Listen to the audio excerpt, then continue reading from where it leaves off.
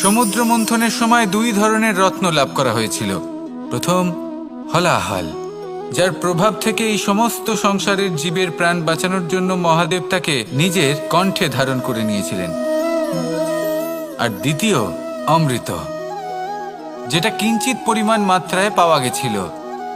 কখনো কখনো জীবনে এমন কোনো বস্তু যা আপনি প্রয়োজনের থেকেও অনেক বেশি মাত্রায় ভোগের জন্য লাভ করে থাকেন, তা আপনার জন্য বিষ প্রমাণিত হতে পারে। যেমন জল, প্রয়োজনের থেকে অনেক বেশি মাত্রায় যদি এই জল আসে তাহলে আপনার প্রাণ কাটতে পারে। কিন্তু পরিশ্রমের পরে এক পাত্র শীতল জল দ্বারা আপনি যদি স্নান করে নেন তাহলে তা আপনার শরীরের জন্য অমৃত হবে। পরিশ্রম করার পরে যদি আপনার শরীর এক পাত্র খাবার লাভ করে তাহলে তা আপনার শরীরের জন্য অমৃত। কিন্তু যদি কোনো পরিশ্রম না করেই আপনি দিনরাত শুধুই খাবার গ্রহণ করতে থাকেন তাহলে আপনার কাছে তা বিষ সমান। বিষ এবং অমৃত গ্রহণ করাটা আপনার উপরে নির্ভর করছে।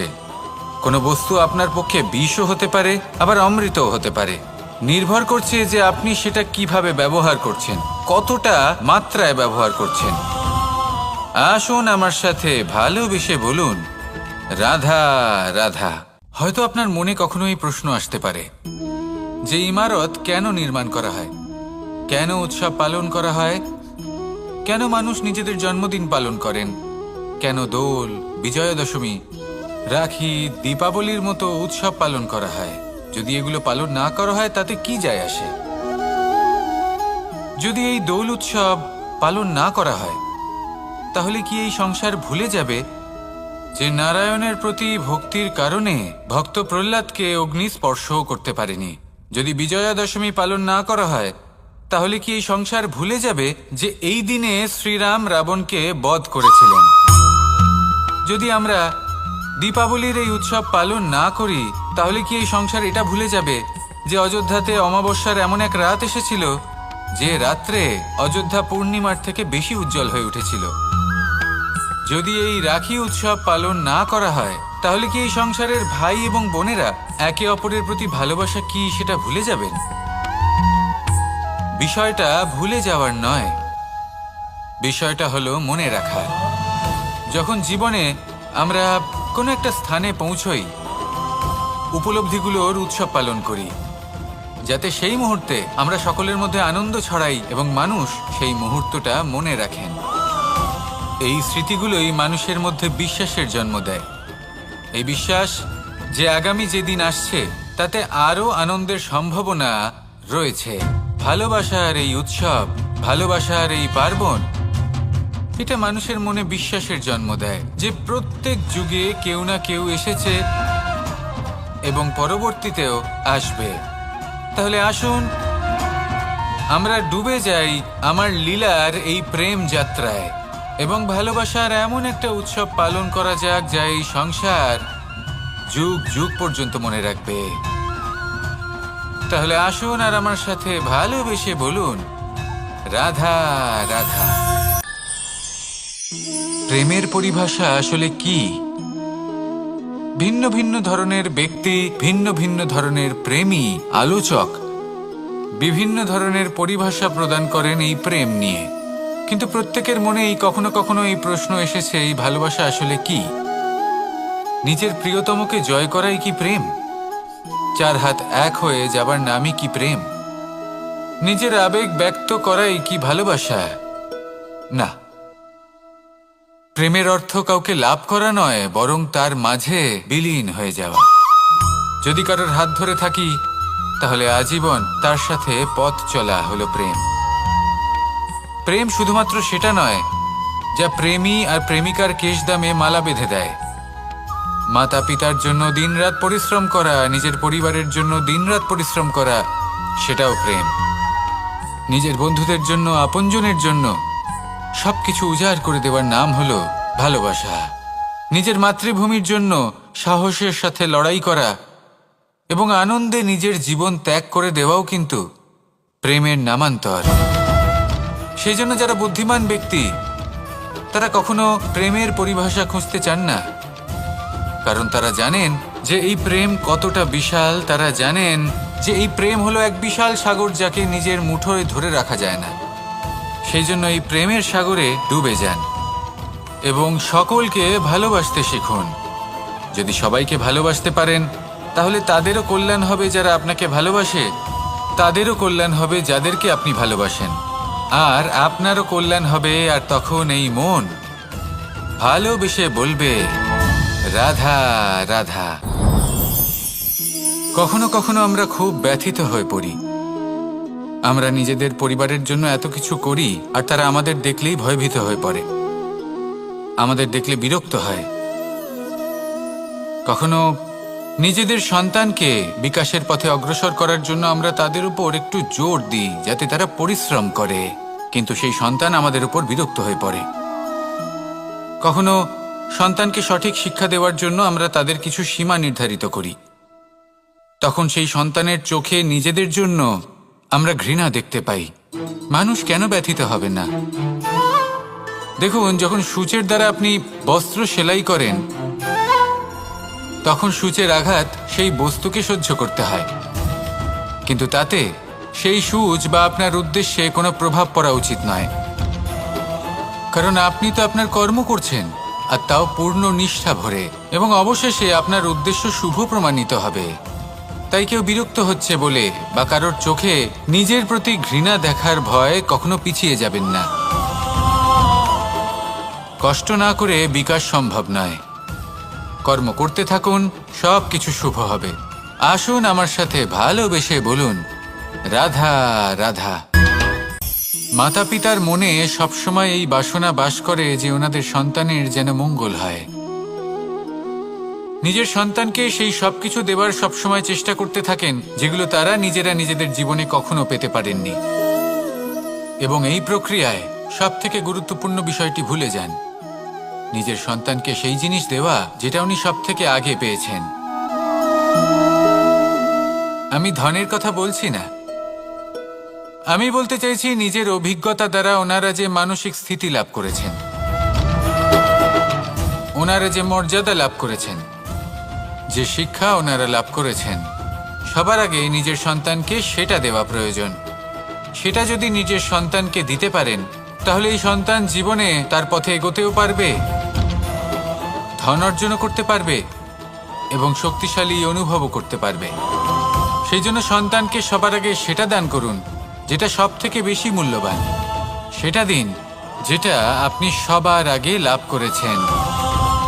আসুন আমার সাথে ভালোবেসে বলুন, রাধা রাধা।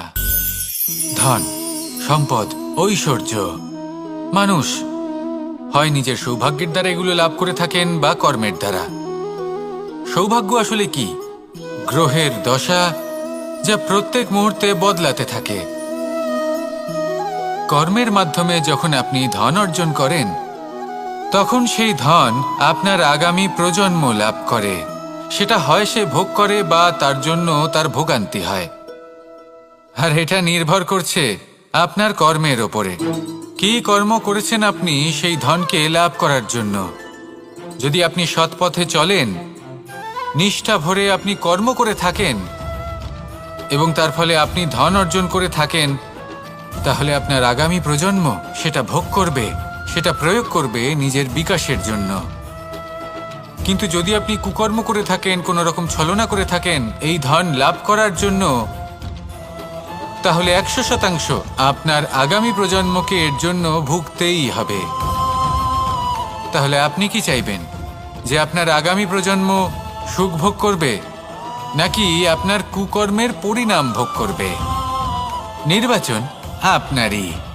আসুন আমার সাথে ভালোবেসে বলুন, রাধা রাধা।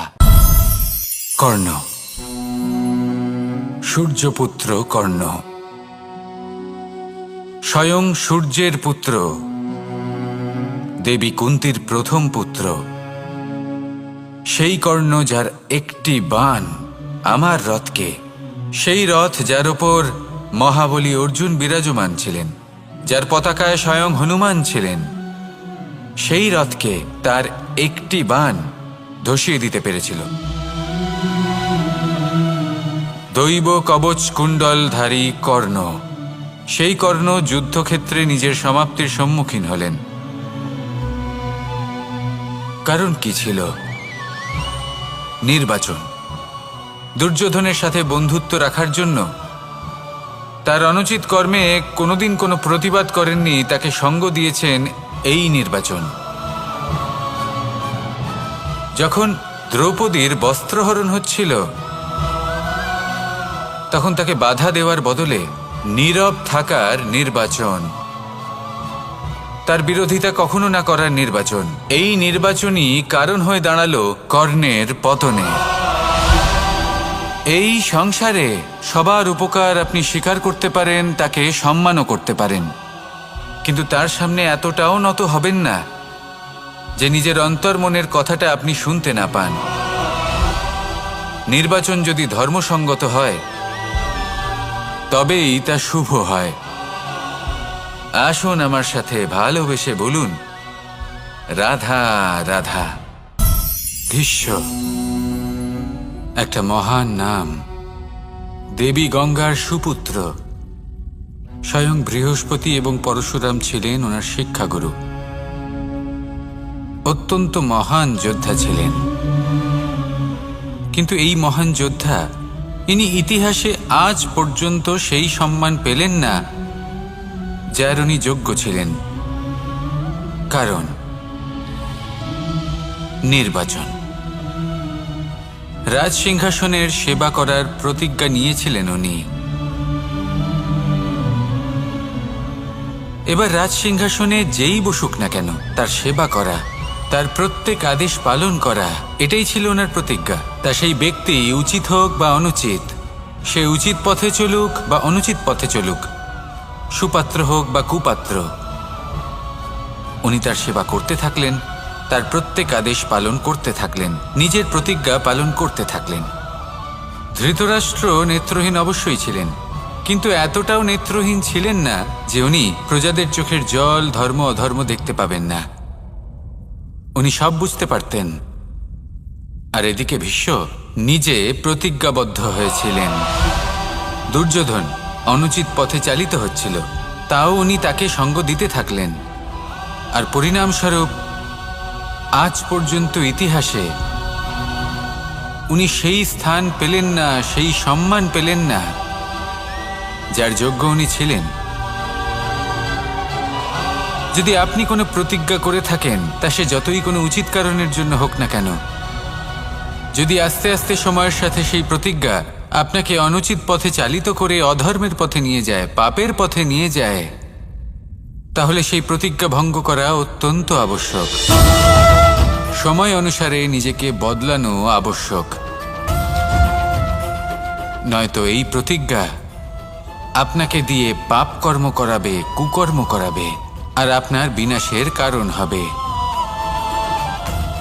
আসুন আমার সাথে ভালোবেসে বলুন, রাধা রাধা।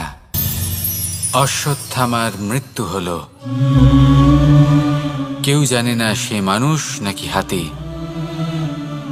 এই বাক্য কে বলেছিলেন? সাক্ষাৎ ধর্মরাজ যুধিষ্ঠির। সেই যুধিষ্ঠির যিনি নিজের জীবনে কখনো মিথ্যে বলেননি, কিন্তু উনি এমন কিছু নির্বাচন করেছিলেন যার জন্য চিরকাল শুধুই মহারাজ যুধিষ্ঠির হয়ে থেকে গেলেন, কখনো অভিমন্যুর সমান হতে পারলেন না। যখন দ্যুতক্রীড়ার আমন্ত্রণ এসেছিল তখন মহারাজ যুধিষ্ঠির সেটা অস্বীকার করতেই পারতেন, কিন্তু করলেন না।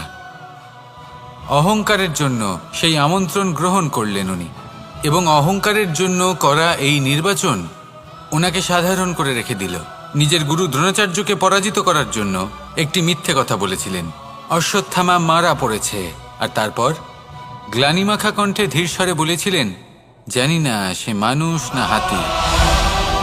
কিন্তু অর্ধসত্য হোক বা সত্য লুকোনো হোক, তা হলো মিথ্যের সমান, এবং প্রত্যেকটি কর্মের ফল মানুষ অবশ্যই ভোগ করে।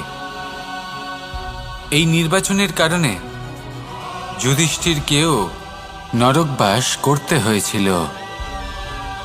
তাই নিজের কর্ম শ্রেষ্ঠ করে তুলুন, কারণ এটাই সুনিশ্চিত করবে যে আপনি এই সংসার থেকে বিদায় নেওয়ার পরেও জীবিত থাকবেন নাকি নয়। আসুন আমার সাথে ভালোবেসে বলুন রাধা রাধা। মহাভারতে অনেক যোদ্ধারা অংশগ্রহণ করেছিলেন। সবাই ছিলেন শ্রেষ্ঠ কুলের। কেউ কেউ ছিলেন বড় বড় রাজ্যের রাজা, কেউ কেউ ছিলেন দেবতার পুত্র। এনারা সবাই অংশ নিয়েছিলেন। এনারা সবাই শ্রেষ্ঠ কুলের, প্রত্যেকে ভালো পরিবেশ পেয়েছেন। কিন্তু সেখানেই অন্যদিকে ছিল বারবারিক, অসুরপুত্র বারবারিক। এবং এই অসুরপুত্র বারবারিকই এই সময় দাঁড়িয়ে ভগবান রূপে স্থাপিত হয়ে আছেন। পুজো করা হয় তাকে। কারণটা কি? নির্বাচন। বারবারিক